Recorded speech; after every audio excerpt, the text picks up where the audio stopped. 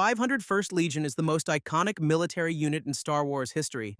earning the nickname Vader's Fist for its legendary reputation during the Clone Wars and Empire. Formed at the First Battle of Geonosis in 22 BBY and reorganized into a full legion by Chancellor Palpatine, the 501st was placed under Jedi General Anakin Skywalker with clone Captain Rex as first in command, a position Rex held throughout the entire war.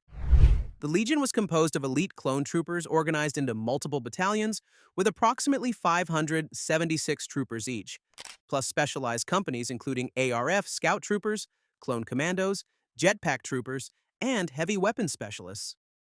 Under Skywalker's leadership, the 501st developed a reputation for bravery, unconventional tactics, and questioning orders when necessary, making them legendary even among the Grand Army's elite units. The Legion fought in every major engagement from Geonosis to the Siege of Mandalore, where they were split into the 332nd Division under Rex to support Ahsoka Tano against the Mandalorians. However, their legacy was forever tainted by Order 66, when the behavioral modification biochips implanted in every clone forced the 501st to assault the Jedi Temple and execute thousands of Jedi alongside Anakin Skywalker, now the Sith Lord Darth Vader. The 212th Attack Battalion was the second most celebrated clone unit in the Grand Army of the Republic, serving under Jedi General Obi-Wan Kenobi and Clone Commander Cody throughout the entire Clone Wars as part of the 7th Sky Corps. Under Kenobi's leadership, the 212th became legendary for their mastery of full frontal assaults and siege-breaking tactics, consistently achieving victory across dozens of worlds from Christophsis to Ryloth, Felucia, Geonosis, and finally, Utapau. The battalion was composed of elite airborne and stealth infantry companies, including the famed Ghost Company, specialized reconnaissance units, Foxtrot Group Commandos led by Captain Gregor, paratroopers, sharpshooters, and heavy weapons specialists, all bearing distinctive orange markings on their armor to denote their affiliation with the 212th. Kenobi and Cody's relationship became the defining friendship of the Clone Wars. Cody repeatedly reminded his general that burden of command rested on Kenobi's judgment, creating a partnership based on mutual respect and tactical excellence that made the 212th devastatingly effective in combat. However, like every clone unit, the 212th was ultimately betrayed by Order 66, forcing Commander Cody to order an ATTE to fire on General Kenobi at Utapau, though Kenobi survived the attack and became a hunted fugitive across the galaxy. The 104th Battalion, known throughout the Clone Wars as the Wolf Pack, was one of the most resilient and battle-tested clone units in the Grand Army of the Republic, serving under Jedi General Plo Koon, with Clone Commander Wolf as second in command. The Wolf Pack earned their reputation through relentless action across multiple fronts, including dramatic rescue missions like extracting Anakin Skywalker and Mace Windu from a destroyed bridge during the Malevolence campaign, all while their commander, Plo Koon, coordinated from his distinctive starfighter call sign, Wolf Leader. Distinguished by maroon markings on their armor, the 104th's elite composition included Clone Sergeant Sinker, Clone Corporal Comet, specialized clone pilots like Warthog and Corvus, sharpshooters, and heavy weapons specialists, making them adaptable to any tactical situation from air support to ground assault. Commander Wolf became legendary for his tactical boldness, his willingness to take decisive action in chaotic situations, and his fierce loyalty to General Koon, creating a partnership that made the Wolf Pack devastatingly effective in rescue operations and pitched battles alike. However, Wolf was also one of the few clones who recognized the darkness of Order 66 and removed his behavioral modification chip at some point during the Clone Wars. By 4 BBY, he had deserted the Empire and was living in exile with Captain Rex and the former Commando Gregor on the planet Selos. The 187th Legion was one of the most elite clone trooper units in the Grand Army of the Republic, serving under Jedi Master Mace Windu, and representing some of the finest soldiers in the entire Clone Wars army. Distinguished by distinctive purple and light blue markings painted on their Phase 2 clone trooper armor that mirrored Windu's iconic purple lightsaber, the 187th's helmet designs featured purple on the central fin and chin, with light blue vertical stripes across the T-shaped visor and light blue coloring on the cheeks. The Legion's troopers wielded DC-15A blaster carbines and rifles, and many equipped themselves with pauldrons featuring ammunition pouches for extended combat operations, making them visually imposing and heavily armed compared to standard clone units. The 187th was organized as an elite force under High Council member Mace Windu's direct command. And despite the ideals of the Jedi Order, the striking purple and blue color scheme combined with their fearsome reputation struck terror into the hearts of their enemies across every battlefield they fought on. However, like all clone units, the 187th was bound by their behavioral modification biochips. After Windu's death during Order 66 in 19 BBY, the Legion transitioned into the Imperial Army and was forced to serve the regime that hunted the remaining Jedi throughout the galaxy. The Coruscant Guard was an elite corps of clone shock troopers specifically trained and deployed to protect the Republic capital of Coruscant, serving as both military police and elite bodyguards under the command of Clone Commander CC-1010, known simply as Fox. Unlike frontline combat units, the Coruscant Guard were specialized in urban pacification, hostage rescue, riot control, and protecting high-value targets including Supreme Chancellor Palpatine, Jedi Masters, and members of the Galactic Senate. The Guard performed an astonishing range of duties, patrolling Coruscant streets alongside the Coruscant Security Force,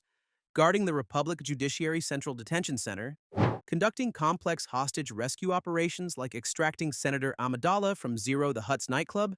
and responding to terrorist threats including demolition droid attacks on the capital's power grid. Commander Fox became legendary for his decisive leadership and willingness to operate at the razor's edge of military law, making difficult decisions about when to use lethal force and when to pursue suspects like the innocent Ahsoka Tano during the framing incident at the Jedi Temple. However, Fox's career ended tragically when he was force-choked to death by Darth Vader during the hunt for Jedi Master Jocasta Nu,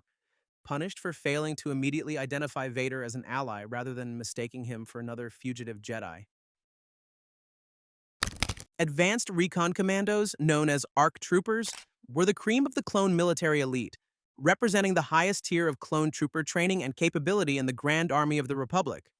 Unlike standard battalions and legions that were organized hierarchically, ARC troopers were individual specialists who could be deployed across multiple units as force multipliers and battlefield commanders, making them more valuable per trooper than any regular clone soldier. The most famous ARC troopers included the Alpha Class contingent, trained directly by Jango Fett himself in advanced weapons, vehicles, and tactical independence. Though their extreme scarcity meant that later in the Clone Wars, regular clone troopers who demonstrated exceptional ability were promoted to ARC status, including the legendary Fives and Echo of the 501st Legion, who earned their ARC designations after their heroic defense of Kamino. ARC troopers like Wolf and Clone Captain Rex led battalions, mentored new clone commanders, and were entrusted with independent operations behind enemy lines, making them among the most dangerous individual soldiers in the entire galaxy. Their equipment was superior to standard clones, advanced weaponry, enhanced armor plating, and specialized gear, giving them the capability to operate as virtual one-man armies when necessary, though their true value lay in their adaptability and independent thinking. After Order 66, surviving ARC troopers like Rex became some of the few clones capable of resisting their behavioral modification chips, allowing them to defect from the Empire and continue fighting for their ideals. Clone Commandos, also known as Republic Commandos, were elite special operations soldiers trained by Mandalorian instructors, personally selected by Jango Fett himself, making them some of the deadliest soldiers in the entire clone army. Unlike standard clone battalions organized into massive units, Clone Commandos operated in squads of 4, equipped with distinctive Katarn-class commando armor, featuring customizable color schemes, DC-17 interchangeable weapon systems, and specialized sabotage gear, grenades, and ordnance stored in backpack modules. Legendary commando squads included Delta Squad, composed of Sergeant Boss, Fixer, Sev, and Scorch, who participated in some of the Clone Wars' most dangerous missions, recovering the bodies of fallen Jedi Masters and conducting Black Ops missions throughout the galaxy. However, the most famous clone commando unit was Clone Force 99, known as the Bad Batch. A squad of genetically mutated clone troopers whose unique mutations gave each member specialized abilities. Hunter possessed enhanced senses, Wrecker possessed superhuman strength, Tech possessed enhanced intelligence, Crosshair possessed enhanced marksmanship, and Echo possessed advanced combat implants from his capture and experimentation by the Techno Union. Remarkably, Clone Force 99's genetic mutations caused their behavioral modification chips to malfunction or fail entirely, allowing them to resist Order 66 and retain their free will unlike regular clones. The squad earned a perfect 100% success rate during the Clone Wars and continued operating independently after the Empire's rise, becoming legendary for their unconventional tactics and refusal to blindly follow authoritarian orders.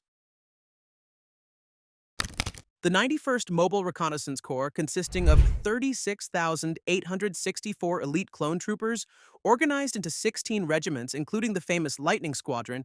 was one of the Grand Army of the Republic's most specialized and mobile units, serving under Clone Commander Pons and later Clone Commander Neo, with overall Jedi leadership rotating between Adi Gallia, Mace Windu, Stas Ali, and Oppo Rancises. Unlike frontline assault legions, the 91st Recon Corps specialized in reconnaissance, mobile warfare, and rapid insertion operations, receiving extensive training in terrain adaptation and swift tactical movements that made them ideal for securing passage for slower, more heavily armored regiments.